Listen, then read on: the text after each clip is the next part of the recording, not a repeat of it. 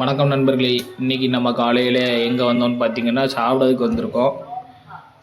அதாவது இந்த கடையில் இட்லி மட்டும் தான் கிடைக்கும். ரெகுலராக வர கடை தான். காலையில் உள்ளே போனோடனே அண்ணன் ஒரே சுறுசுறுப்பாக வேலை பார்த்துட்டு இருந்தாங்க. என்னென்னு விசாரித்தோம். ஆர்டர் வந்திருக்குன்னொடனே வடை பொரிச்சிட்டு இருந்தாங்க. ஆர்டருக்கு சூடாக என்ன ஆர்டர்னு கேட்கும்போது ஒரு 350 இட்லியும் பார்த்துக்கோங்க. இட்லி நீட்ட பஞ்சு போல் இருக்கும் இட்லி அண்ணன் கடையில். நீங்கள் நம்பி ஆர்டர் கொடுக்கலாம்.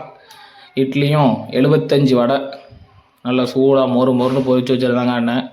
சரின்னு நம்ம அப்படியே பொறுமையாக நம்ம ரெகுலர் ஸ்பாட்டில் போய் உட்கார போயாச்சு. இருக்கும்போது அண்ணன் இன்னும் பார்சல் போட்டுக்கிட்டு தான் இருந்தாங்க. அதனால நம்ம ரெகுலர் ஸ்பாட்டில் போய் உட்காந்தோடனே அண்ணன் ஒரு 4 இட்லியை கொண்டு வந்து வச்சாங்க. வச்சுட்டு அதுக்கப்புறம் அண்ணன்ட்ட பேசிகிட்டு இருந்தேன். எப்போ இருந்துச்சிங்க என்னென்னலாம் விசாரிக்கும் போது காலையில் 5 மணிலேருந்தே வேலை பார்த்துட்டு இருக்காங்களாம். அதனால சரின்னு அண்ணன் நம்மளுக்கு 4 இட்லி வச்சு அதுக்கு மேலே தேங்காய் சட்னி ஊற்றுனாங்க. ஊற்றுனோடனே நம்மளும் இட்லியை தேங்காய் சட்னியில் ஊற வச்சுட்டு அதுக்கப்புறம் அண்ணன்ட்ட சாம்பார் கேட்டிருந்தோம். சாம்பார் கொண்டு வந்தாங்க. அந்த எடுத்துகிட்டு வராங்க பாருங்கள். சாம்பாரை ஊற்றி சாம்பாரில் இட்லியை ஊற வச்சு அதுக்கப்புறம் அண்ணன் கடைக்கு அடிக்கடி வர காரணம் அவங்க ஸ்பெஷல் தக்காளி சட்னி தான்.